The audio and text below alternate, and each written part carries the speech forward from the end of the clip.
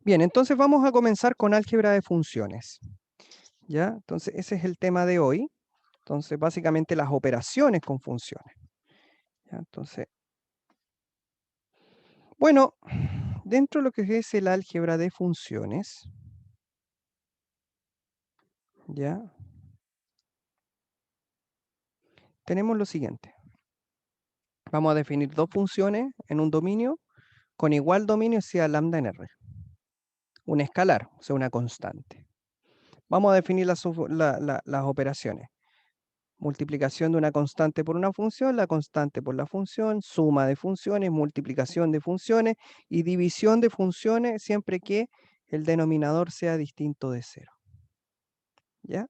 Para todos estos casos, si los dominios son distintos, ¿ya? Si el dominio de las funciones, si los dominios son absolutamente distintos, entonces hay que tener en cuenta una cosa.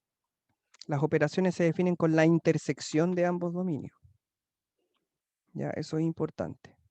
Si los dominios de las funciones participantes son distintos, entonces las operaciones se definen con la intersección de estos dominios, excepto en el caso de la división, donde la intersección además se le debe quitar el conjunto de los puntos en donde el denominador se hace cero.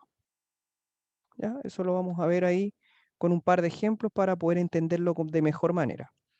Entonces vamos a ver un ejemplo. Profe, ¿Mm?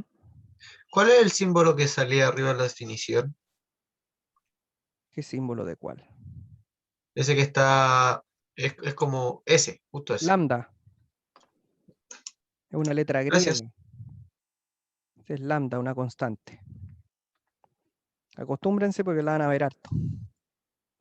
¿Ya? Entonces, ejemplo. Considerar dos funciones. Si f es la raíz de 9 menos x al cuadrado y g la función raíz de x menos 1. Determinar.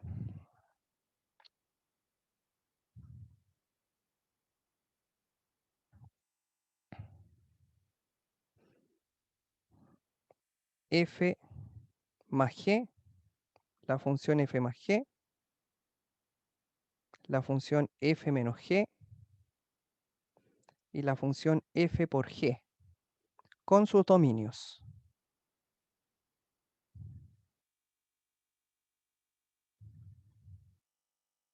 ¿Ya? Y la parte B, ¿cuál es el dominio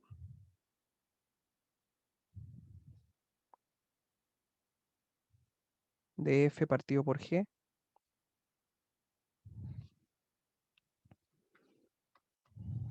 Ok. Entonces vamos a ver. Tal cual como comentábamos, cuando los dominios son distintos, ¿cierto? Si nosotros queremos establecer eso a modo de solución, lo que tenemos que hacer es lo siguiente.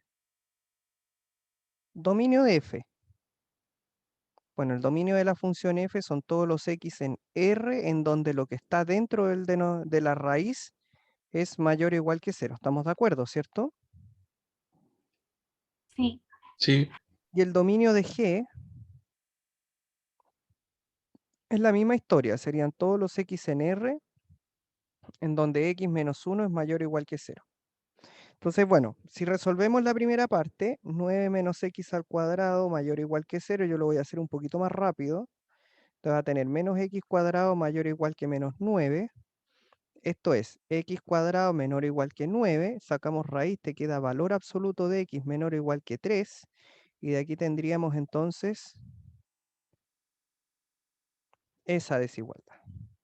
Por lo tanto, es claro que el dominio de la función f es el intervalo cerrado del menos 3 al 3. ¿Estamos de acuerdo? Sí. Perfecto. Para el otro caso es bastante sencillo. X menos 1 mayor o igual que 0 es equivalente a que x sea mayor o igual que 1. Por lo tanto, el dominio de G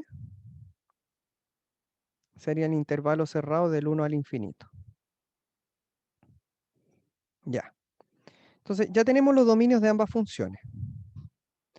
Sabemos que para los tres casos, tanto para la suma, multiplicación, escalares, ¿cierto? Todo eso, excepto en la división. De hecho, en la división hay un pequeño detalle que vamos a ver más adelante. En todos estos casos es la intersección de los dominios. Entonces, tenemos lo siguiente. DOM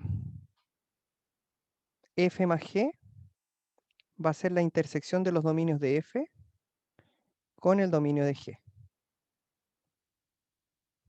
¿Ya? Y eso es lo mismo para el dominio de la resta y para el dominio de la multiplicación. Las tres funciones tienen el mismo dominio. Entonces vamos a ver. DOM f intersectado con el dominio de g, básicamente es menos 3 al 3, Profe, intersección con el intervalo del 1 al infinito, ¿sí? ¿y esa regla aplica para toda suma de dominio y resta y multiplicación? Sí, pues de hecho aquí lo dijimos. Cuando los dominios son distintos, las operaciones se definen en la intersección de ambos dominios, excepto en el caso del cociente. Ah, sí, vale. Entonces intersectamos, ¿y qué intervalo nos queda aquí? ¿Están de acuerdo conmigo que es ese? Sí, ¿Cierto? El dominio sería entonces el intervalo del 1 al 3. Perfecto. Entonces ya tengo el dominio de la suma, de la resta y de la multiplicación. Entonces ahora vamos a calcular explícitamente. F más G de X corresponde a F de X más G de X. Eso es, raíz de 9 menos X al cuadrado más la raíz de X menos 1. F menos G de X es F de X menos G de X. Y eso va a ser lo mismo pero con resta. Y F por G es igual a F de X por G de X. Y eso sería la raíz de 9 menos X al cuadrado multiplicado por la raíz de X menos 1. Como la función está bien definida en ese intervalo, yo aquí recién puedo aplicar las propiedades que conozco del álgebra, ¿no? Eso lo puedo hacer. ¿Ya? ¿Se entiende? Sí, Profe, profe. Sí, profe. Ya. que esté bien definida es que lo que está dentro de la raíz no sea menor a cero, ¿cierto? Sí, pues, de hecho, por eso mismo, Ya. primero, antes de cualquier cosa, antes de ponernos a trabajar, primero definimos un dominio de definición. Y en ese dominio de definición, efectivamente, todas estas funciones tienen sentido. Ya, gracias. ¿Ok? Ya. Bueno, ¿qué pasa con la división? Esta era la parte A. ¿Cierto? Esta era la parte A de la pregunta. Ahora, ¿cuál es el dominio de f partido por g? Bueno, en el caso de la división es distinto porque hay que sacarle los puntos en donde, donde el denominador se anula. Entonces, el dominio de f partido por g, para la parte B, son el dominio de f intersectado con el dominio de g menos el conjunto de los x en R en donde g de x se hace 0. O sea, le tengo que quitar además, aparte de la intersección, le tengo que quitar los valores en donde g se hace 0. ¿Por qué g se hace 0? Porque g está en el denominador, entonces él no puede ser 0, entonces tengo que quitarle ese valor. Bueno, nosotros ya sabemos de frentón que este conjuntito que está aquí es el intervalo cerrado del 1 al 3, ¿o no? Eso ya lo sabemos. Le tenemos que quitar el conjunto entonces de los x en R en donde la raíz de x menos 1, que es la función g, es igual a 0. Entonces ahí tenemos raíz de x menos 1 es igual a 0, si y solamente si x menos 1 es igual a 0. O sea, esto ocurre cuando x vale 1, ¿no? Sí, Por lo tanto, el dominio de f partido por g va a ser el intervalo del 1 al 3 sacándole el 1, lo cual podemos escribirlo simplemente como el intervalo del 1 al 3, pero abierto en el 1. ¿Se entendió? sí, profe. Ya, pues, entonces Profe. ahora, ¿qué es lo que vamos a hacer? Construyamos la función f partido por g. F partido por g es f de x dividido en g de x. Esto es la raíz de 9 menos x cuadrado dividido en la raíz de x menos 1 Bueno, y aquí como está bien definida la función, yo puedo simplemente escribirlo de esta manera. ¿Cierto? Pero siempre que la función esté bien definida. Por eso siempre es importante antes de cualquier cosa cuando uno va a operar o va a trabajar con la función, uno primero tiene que definir dónde se puede hacer esto. Y ese dónde lo establece el dominio. ¿Ya? Entonces esto que nosotros acabamos de hacer es válido para todos los x en este intervalo. Fuera de él esto no es verdad. ¿Se entiende?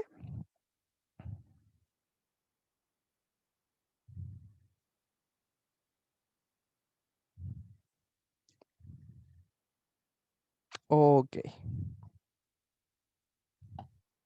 Profe, Sí. y así podemos determinar el recorrido. Bueno, ya con el Usando el- dominio, después con el dominio es fácil obtener el recorrido. Sí, usamos el 2 y el 3 y listo. ¿Cómo el 2 y el 3? No entiendo. Porque está en el intervalo del dominio. Pero el recorrido se refiere a los i's, no a los x. Sí, Entonces uno tiene que despejar, hacer todo un trabajo ahí. ¿Sí? claro. Ya. Ok. Bien, vamos a hablar de otra operación que corresponde a la composición de funciones. De hecho, es la que más se usa. Vamos a hablar de la composición de funciones. Bueno, la composición de funciones en su definición dice lo siguiente. Dice, sean A, B y C subconjuntos de R, sean G de A y B y F de B a C funciones reales. Se define la composición de F con G como esta función, una función que va desde A hasta C, donde F o G es F y dentro de F, G. Esto se lee F compuesta con G. ¿Ya? Entonces, básicamente lo que te están queriendo decir aquí es que en términos prácticos, yo tengo tres conjuntos. Los voy a poner. Tengo tres conjuntos. ¿Ya? Ahí. Tengo tres conjuntitos como ustedes están viendo. Estos conjuntos,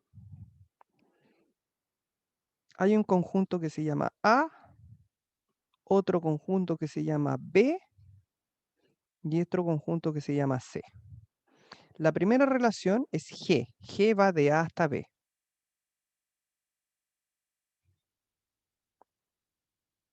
Y F va de B hasta C. Entonces, si yo tomo un elemento de aquí, se va a transformar ¿en qué? En G de X. ¿Estamos de acuerdo? Sí. Ya. Ahora, si yo tomo este elemento de G y lo hago pasar por F, va a ser F de lo que de este elemento, o sea, F de G. Eso es lo que se conoce como F o G. ¿Se entiende? Esa es la composición. Básicamente ya es relacionar funciones en términos más sucesivos. Entonces, es cierto que F o G, ¿cierto? De X, o sea, F o G, perdón, como tal, es una función que parte en A y termina ¿en dónde? Sí. En C. Por lo tanto, es una función que va desde A hasta C. ¿Ya? Donde un X le asignamos un Y y este Y es F o G de X, es decir, F compuesta con G. ¿Ya? Entonces, eso es básicamente lo que está sucediendo. Tenemos relaciones sucesivas entre funciones. Entonces, de manera más general, es posible definir la composición de F con G con la condición de que el recorrido de G esté dentro del dominio de F. A veces esta condición impone restricciones sobre el dominio posible de la función G. ¿Ya? Y esto sucede por lo siguiente. Recordemos que el conjunto de llegada no siempre es todo el conjunto. Por lo tanto, yo aquí, ¿cierto? Tengo un conjunto. Este conjunto, que es azul, se llama recorrido de G. Y este conjunto B corresponde al dominio de F. ¿Estamos de acuerdo? Sí, Por Sí. lo tanto, es absolutamente necesario que el recorrido de G esté dentro del dominio de F. Entonces, condición de existencia. ¿Cuál es la condición de existencia?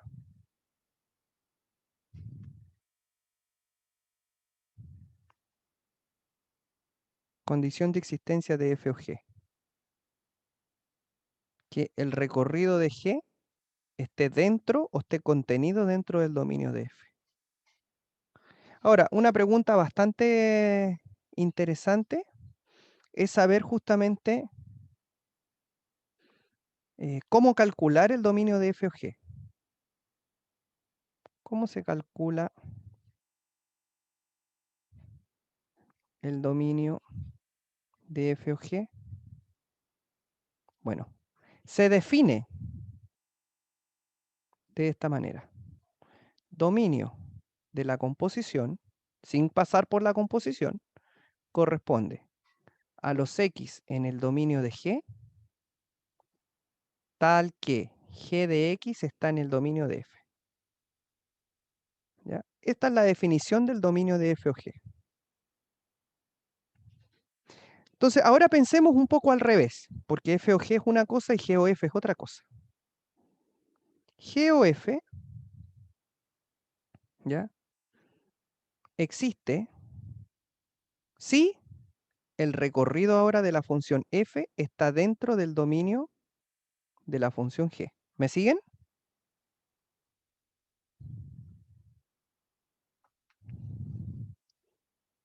Sí, fíjense, pues. F o G existe cuando el recorrido de esta está dentro del dominio de esta.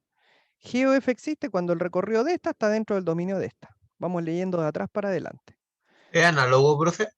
No es análogo, porque el dominio de F y el recorrido de G no son lo mismo.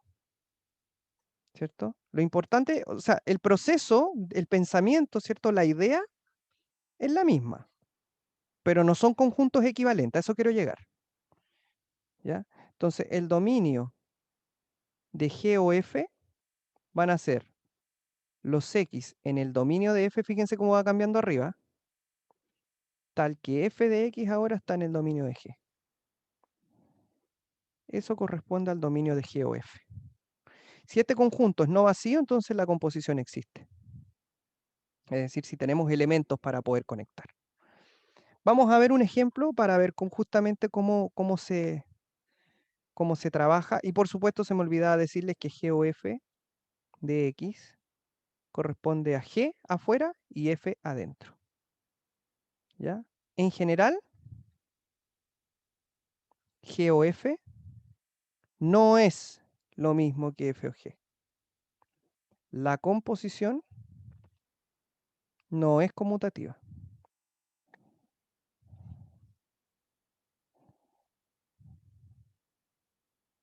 No lo es. ¿Ya? La composición no es conmutativa. Ya. Bueno, vamos a hacer un ejemplo como para poder entender toda esta cuestión que está aquí.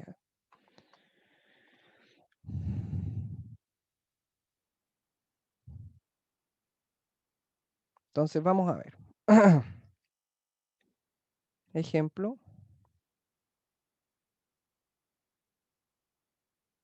Sean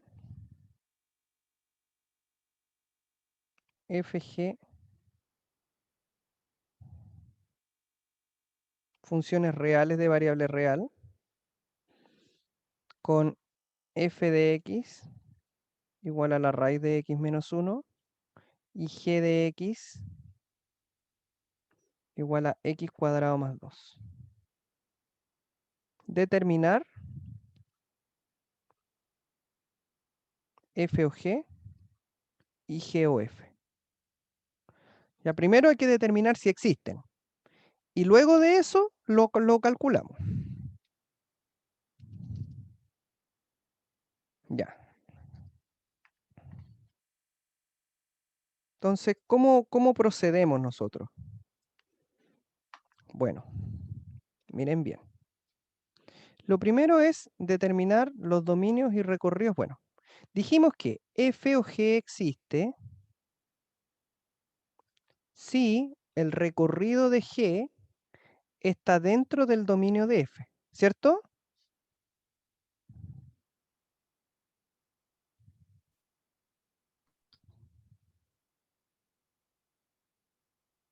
¿Sí? F o G existe si el recorrido de esta está metida en el dominio de esta. Uno siempre lo lee al revés. Entonces vamos a determinar el recorrido de G y vamos a determinar el dominio de F. G de X es X cuadrado más 2. Igual, X cuadrado más 2. De ahí tenemos Y menos 2 igual a X cuadrado. Como esto es mayor o igual que 0, esto también tiene que ser mayor o igual que 0, por lo tanto tendríamos que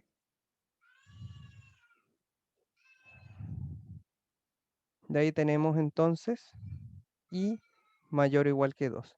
Por lo tanto, el recorrido de G es el intervalo que va del 2 al infinito. ¿Estamos de acuerdo con eso? Sí, Ya. Por otro lado,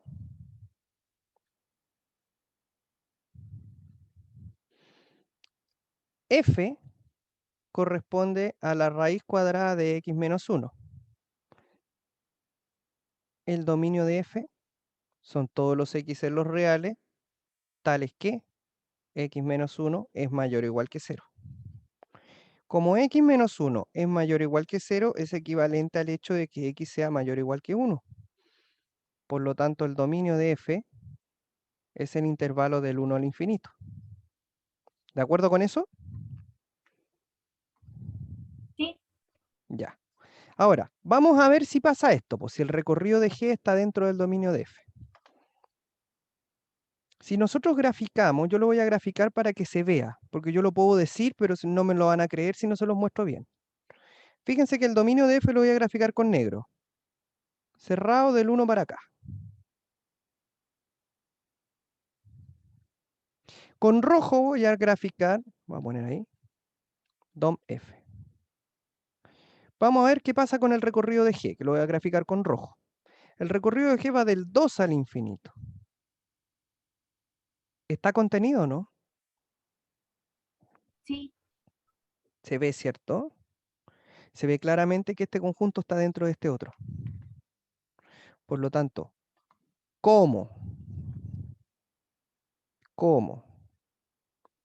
el recorrido de G está contenido en el dominio de F, entonces existe F o G. Ya, o sea, la función F o G existe. Ahora la pregunta, ¿cuál es, po? ¿Cómo la calculo? ¿Cómo la determino? Intersección entre las dos, entre el recorrido de G con el dominio de F. Sí, ese sería el dominio, pero lo que me interesa a mí es la fórmula. Ya sabemos que existe, luego vamos a ver qué pasa ahí. Mira, F o G va a ser Vemos la X de F de X por G de X. exactamente, esto es F de G de X, ¿o no? ¿Estamos de acuerdo? Ujú. Ya, entonces lo que vamos a hacer es mirar F. ¿Quién es F? Bueno, lo voy a anotar aquí. F de algo es la raíz de algo menos 1. Y G de X es X cuadrado más 2. Entonces, lo que te está diciendo la función es, a ese algo yo le calculo la raíz de ese algo menos 1. El G se llama X cuadrado más 2. Entonces yo lo reemplazo.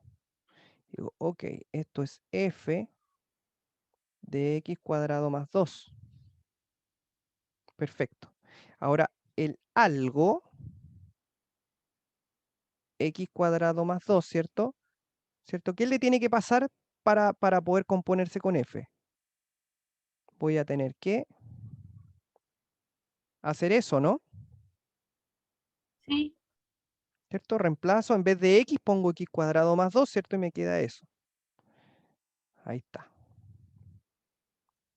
Entonces, esto es simplemente la raíz de X cuadrado más 1. Esta sería entonces la composición de F o G, ¿sí? Esta sería f o g de x. Profe, ¿Sí?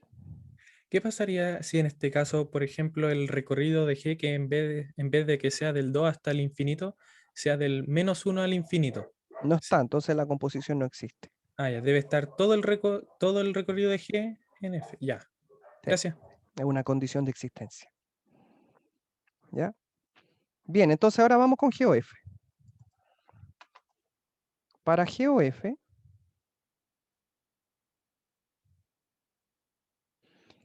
tenemos que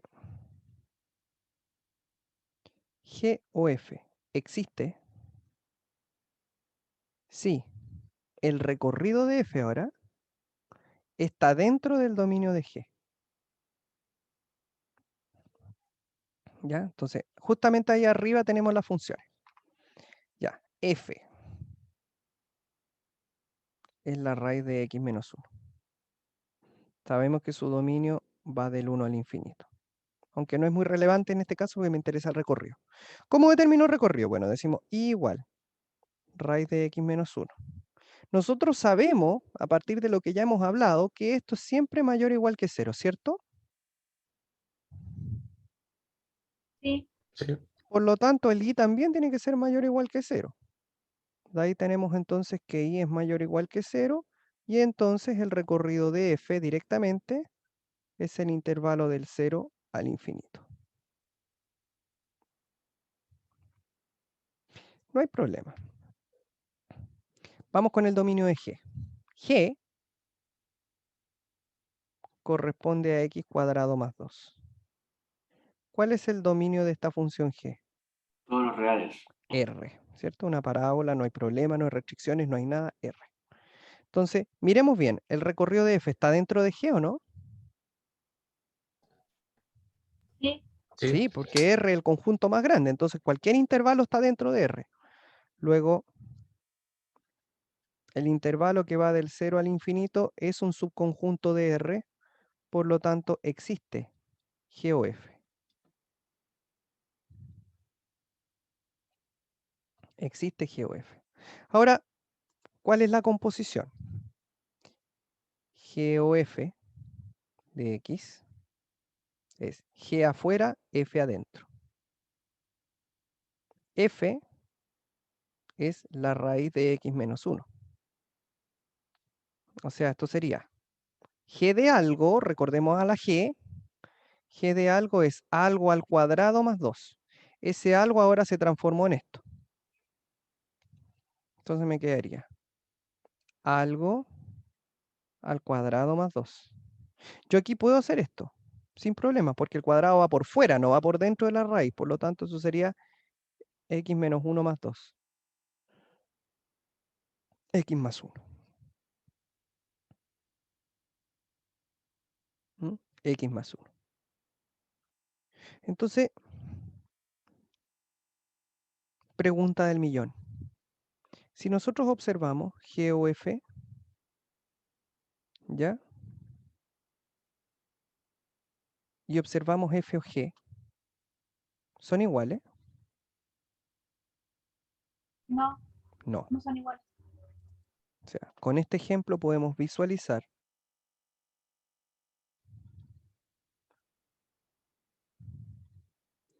podemos ver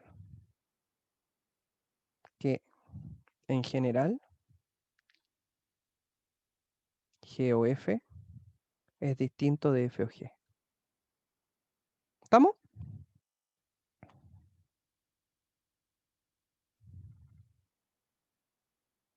Bien. Sigamos avanzando. Sigamos avanzando. Vamos a ver hoy día la famosa clasificación de funciones. Dentro de lo que es la clasificación de funciones, nosotros vamos a hablar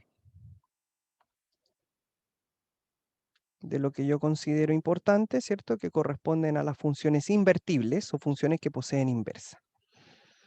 Entonces, vamos a hablar justamente de esto, de estas definiciones que corresponden a la inyectividad y a la biyectividad y a la sobreyectividad o epiyectividad. Ya, entonces, una función se dice inyectiva si a cada elemento de la imagen tiene una única preimagen de A por F. Es decir, para todo x1 y x2 en el dominio, si f de x1 es igual a f de x2, entonces x1 es igual a x2. Yo voy a mostrar esto gráficamente.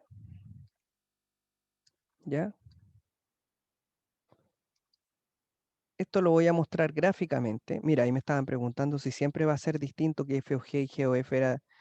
Hay casos en donde son iguales, pero recuerden que yo cuando establezco una propiedad, tengo que establecerla para todo. Y si hay algo que falla, ya no es propiedad. Entonces hay casos de funciones que podría darse que f o g y g o f sean lo mismo. ¿Ya? Pero no siempre es así. De hecho, en general, eso no se cumple. ¿Qué significa esto? Bueno, gráficamente una función es inyectiva, dice cada elemento con su pareja, por decirlo de alguna manera. Profe, ¿y si es inyectiva podemos tener la función inversa? Momento. Tranquilo, ya vamos para allá. Entonces, primero hablemos de la inyectividad. Esta es la primera propiedad, ¿cierto?, de la inyectividad. Ahí estamos. Una función inyectiva gráficamente se ve así. O sea, no necesariamente el gráfico es de esa forma, pero lo que me refiero yo es que la función esta f es inyectiva. Con solo mirarla. Porque si yo trazo líneas paralelas al eje X, de esta forma, estas líneas paralelas al eje X intersectan a la función en un solo punto. ¿Ya?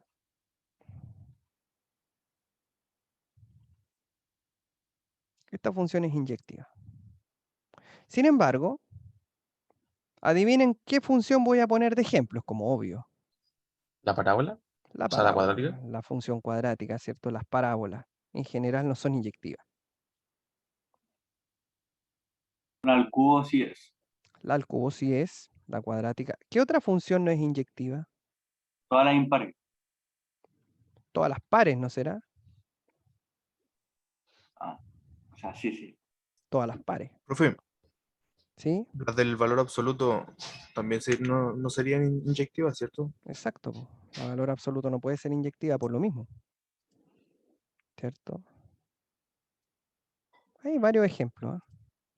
Pero aquí vemos claramente esta función de aquí, al trazar líneas paralelas, intersectan en dos o más, porque no necesariamente son dos, pueden ser más. Entonces esta, que le vamos a poner G, no es inyectiva.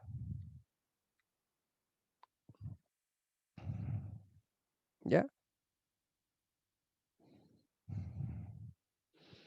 Vamos con la segunda. F es sobreyectiva o simplemente epiyectiva.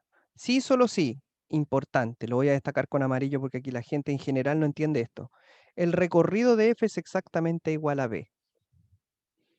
Entonces, yo voy a tratar de dibujar eso. Es decir, que para todo I en B existe un X en A tal que la función se cumple. ¿Ya? Y F es biyectiva si se cumplen las dos anteriores. ¿Ya? La biyección tiene que ver con el hecho que sea inyectiva y sobreyectiva a la vez. Entonces, voy a explicar la propiedad 2 porque me interesa que la entiendan bien. Acuérdense que cuando nosotros partimos, ¿ya? Dijimos que... Por eso les dije que el tema de la inversa a mí me parecía delicado mencionarlo todavía, porque la inversa no existe siempre. ¿Ya? Entonces, por eso es que hay que tener mucho cuidado. Yo voy a hacer 3 dibujos. De hecho, voy a anotarlo este con rojo. ¿Se acuerdan que yo hice un dibujito así en alguna oportunidad? Que yo les dije, a cada X le corresponde un Y, y este Y está acá, ¿cierto? Este negrito, ¿cierto? De acá era A, y este otro negrito era B, y nosotros dijimos que lo que estaba dentro de este conjunto B se llamaba recorrido, ¿se acuerdan? Que yo en algún minuto dije también que A nosotros le llamábamos dominio de F, entendiendo que esta función se llame F, ¿cierto? Y que este B se llamaba codominio de F, o contradominio de F. Y en algún minuto yo dije que el recorrido de F en general era un subconjunto de B o del codominio de F. ¿Sí? ¿Se acuerdan de eso?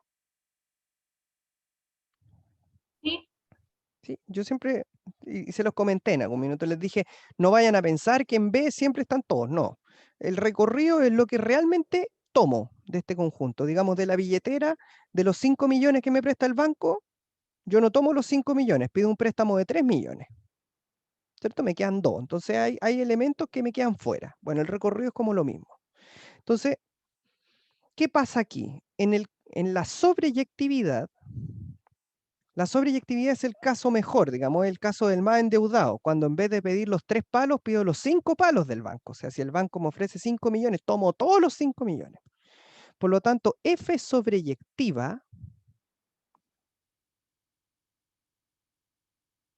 voy a dar un ejemplo simple para que se entienda. Si ese recorrido, si este conjunto recorrido ocupa todo el espacio de B. ¿Se entiende? ¿Se refiere a que el recorrido sea igual al codominio? Exactamente. Ya.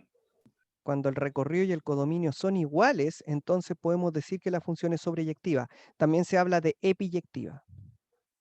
En algunos libros, en algunas universidades, en algunos otros lados también hablan de epiyectividad. Entonces, voy a dar un ejemplo sencillo y ustedes se van a dar cuenta al tiro. Voy a definir dos funciones. Una función de R en R, tal que un X le asignamos un Y y este Y es X cuadrado. La parábola. Y voy a definir una función G de R en este intervalo, tal que un X le asignamos un Y y este Y es X cuadrado. ¿Se dan cuenta que la función F no es sobreyectiva?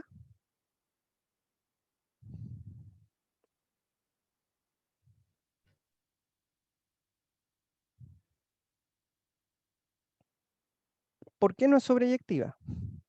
Porque el codominio de F o el conjunto B es R, ¿o no?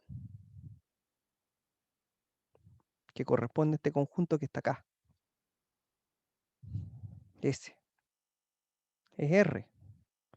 ¿Pero cuánto es el recorrido de la cuadrática, chiquillos y chiquillas? ¿Es R el recorrido de la cuadrática? No. No, ¿Cuál es el recorrido? Desde el Sí. vértice. Mayor o igual a 0. Los I es mayor o igual a 0, ¿cierto? Son los I en R. Si nosotros hacemos el análisis, X cuadrado positivo, por lo tanto I tiene que ser también igual. Entonces el intervalo que va del 0 al infinito. Pero, profe, entonces como para una imagen 9, tiene dos preimágenes, menos 3 y 3.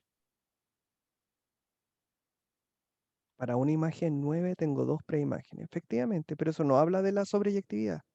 Eso está hablando de la inyectividad. Ah, ya. Ya, ¿Sí? ya. Entonces aquí estamos hablando del conjunto de llegada, del recorrido. Entonces nuestro recorrido, vemos que claramente es distinto al conjunto de llegada o codominio. Porque el 0 al infinito no es R, eso está dentro de R, pero no es R. ¿Cierto? Entonces, como el recorrido de F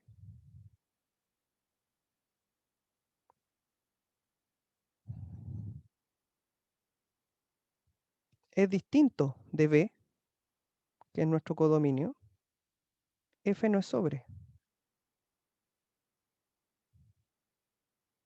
Sin embargo, G sí.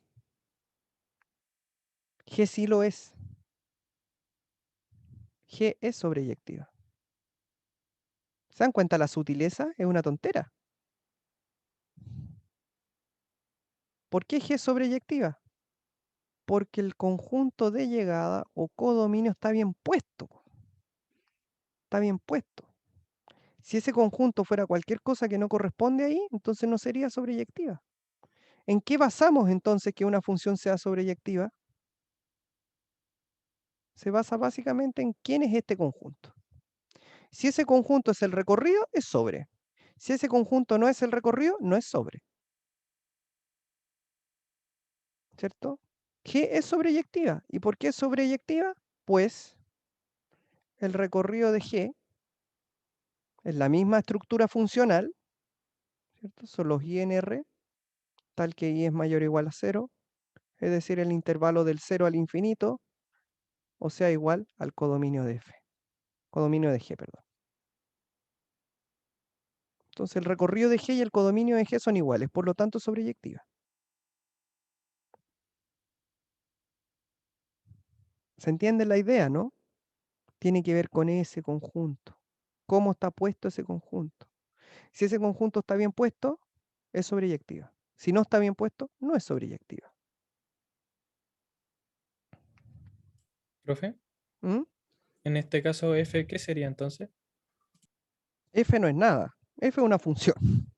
Nada más. Ah, no aplican para ninguna de las tres. No, nada. Es que aquí estamos analizando solamente el caso de la sobreyectividad. No he hablado de inyectividad, sobreyectividad. F no es nada. Ah, ya. ¿Ya? F es Gracias. una función que no es sobreyectiva para el efecto de lo que estamos haciendo.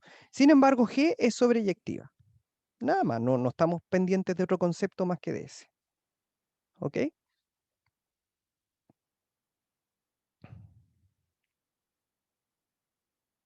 Bien.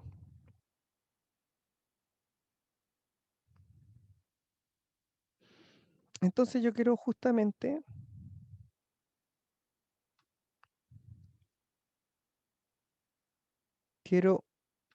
mostrarle un ejercicio un poquito más elevado. Ejercicio.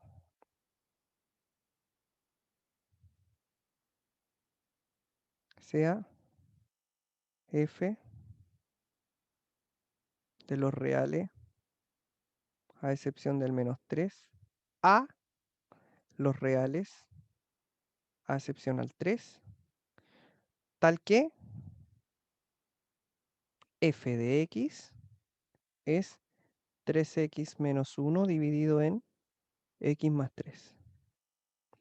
Pruebe que f es biyectiva.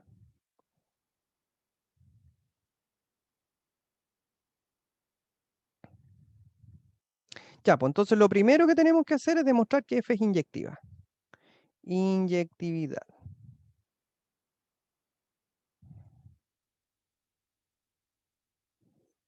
Para todo x1, x2 en el dominio, si f de x sub 1, definición, es igual a f de x sub 2, entonces x sub 1 es igual a x sub 2. Esa es la definición de inyectividad. Ya, entonces uno parte de aquí,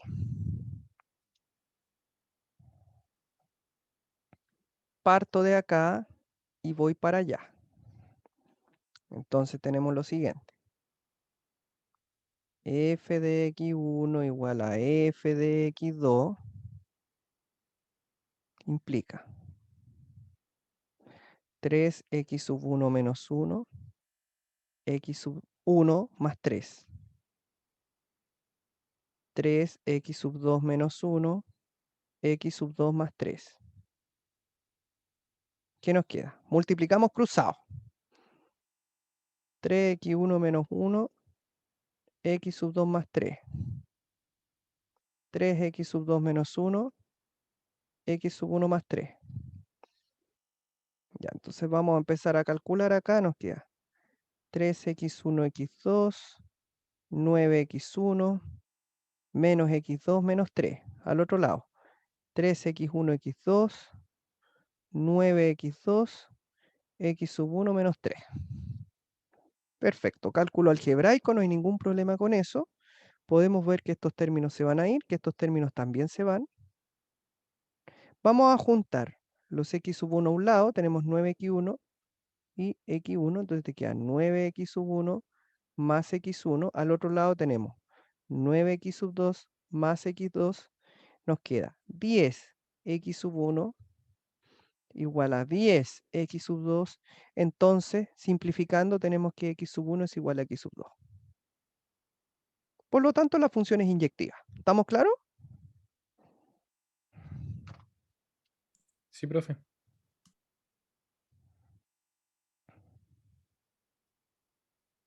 Por lo tanto, f es inyectiva. Ya. Listo. Para la sobreyectividad,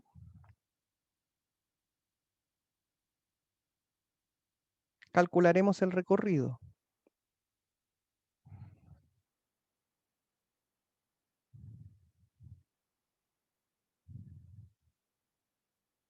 Vamos a determinar el recorrido de esta función. Entonces, ¿qué tenemos? Y es igual 3x menos 1, x más 3. Y x más 3, 3x menos 1. xy más 3y igual a 3x menos 1. Nos queda xy menos 3x igual a menos 1 menos 3y. Entonces tenemos x y menos 3 igual a menos 1 menos 3y. Dividimos, ¿cierto? Te queda x igual menos 1 menos 3y y menos 3. Listo, ahí está el despeje. Entonces, al despejar x, ¿con qué nos encontramos? Nos encontramos con que el recorrido de esta función f son todos los y, donde y menos 3 no puede ser 0. Entonces sabemos que i menos 3 se hace 0 cuando i vale 3. Por lo tanto, el recorrido de f son todos los números excepto c. Y si yo miro arriba, me voy a dar cuenta que el codominio de mi función, o conjunto B de llegada, es justamente igual al recorrido que llegamos. Entonces, observamos que, de acuerdo a la definición de la función,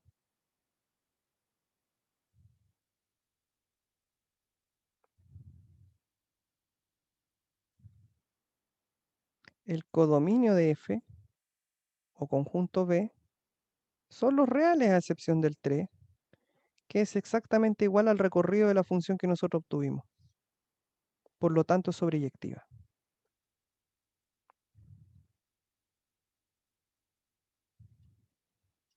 Y si f es sobreyectiva, entonces, ¿qué significa?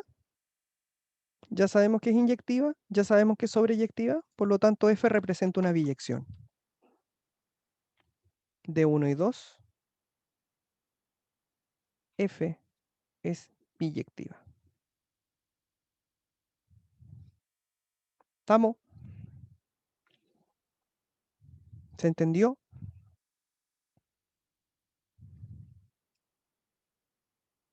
Sí, Perfecto. Recuerden que en el recorrido uno despeja por x, despeja x, ¿cierto? Para obtener el recorrido. Por lo tanto, es biyectiva. ¿Ok? Bien.